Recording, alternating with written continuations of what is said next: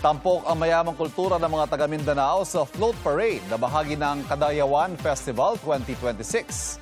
Inaabangan din na magiging pasabog na performances sa Grand Showdown ngayong gabi.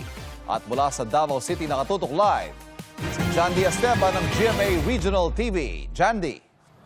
Yes, Ivan, suot ang kanilang makukulay, nakasuotan na pakitang gilas ang mga contingents para sa indak-indak sa Kadayawan ng kanilang patikim na performance kasi ngayong gabi gaganapin ang kanilang Grand Showdown dito sa Davao City Coastal Road.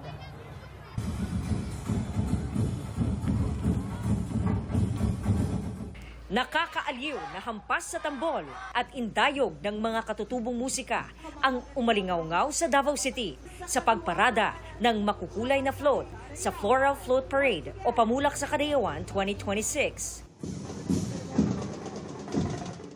Binigyang buhay ng mga grupo mula sa mga paaralan sa Davao City, pati mga grupo mula sa labas ng lungsod, ang mayamang tradisyon at mitolohiya ng Mindanao.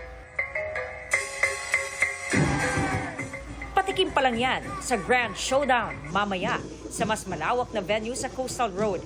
Layunin ng kompetisyon na patuloy na ingatan at ipagmalaki ang kultura ng mga lumad at Muslim sa Davao City. 2 milyong piso ang premyo sa magkakampyon sa open category, habang 1.7 million pesos sa school-based category.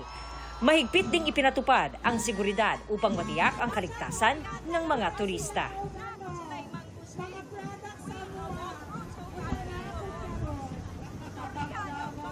Yes, Ivan, marami ng tao ang nag-aabang dito sa Davao City Coastal Road. Napakalapad ng venue dito upang saksihan nila ang performance ng 13 contingents. Happy Kadayawan 2026 sa'yo, Ivan.